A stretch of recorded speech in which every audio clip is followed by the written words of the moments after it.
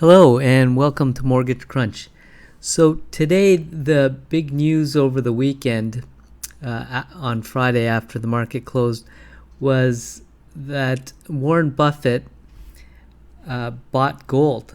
And people who know Warren Buffett know that he doesn't like gold. You know, if you look here, Warren Buffett has been very vocal about his disdain for gold as an investment. He sees little to no value in it. So, one of the headlines, did Warren Buffett bet against the U.S. economy? That's just a catchy title. I don't think he's betting against the U.S. economy, but he's waiting. I mean, he has a lot of cash. He has $147 billion in cash, and he's just waiting for the right time. He probably thinks there's going to be another crash. And what's interesting in this article is they talk about how he sold all his investment.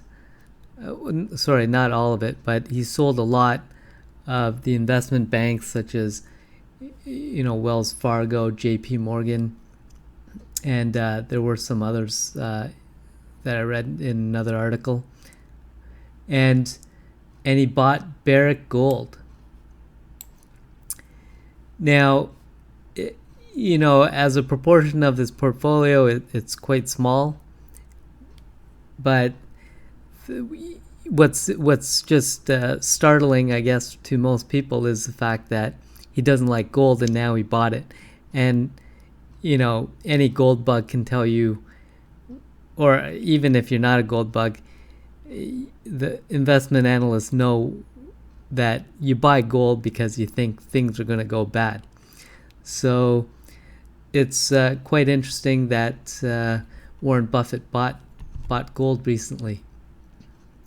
Now, if you don't think that the market's that overheated, or you think that you've heard about this saying, just go with the Fed, don't fight the Fed, and so you think the markets will just keep going up.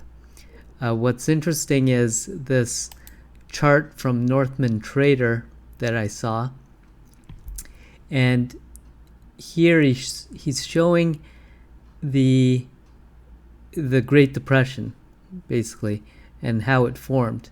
And you can see this run up here and a massive crash. This was almost a 90% crash. It was an 89%. Imagine losing 89% of the value of your stocks. Just crazy. Now, this isn't, it looks pretty close. I would say the angle of this one looks a little off, but it's similar to this one. But and what's interesting is that we're right here, and actually what you can't see unless you zoom in to this is that it actually came down and then went back up and then fell. So this came down already, this went back up, and now we're going to see, is this going to keep going up, or is this going to fall like in the Great Depression? And if it did a similar drop, I mean, it would amount to like around close to just under 5,000. So this is for the Dow, by the way. So if you can imagine the Dow going from, right now I think it's 27,000 down to 5,000, that's quite a brutal drop. And what's interesting is the RSI there, he's shown how it's high here, and the RSI right now is also right here. So definitely, I personally, I've already sold everything practically, at least 80% of my investments, because I don't see much upside, going forward. but the downside risk is enormous. So, I'd rather just wait and see what happens.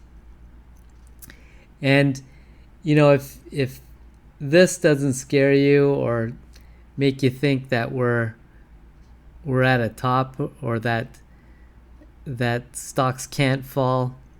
I was looking at this other headline. It's funny.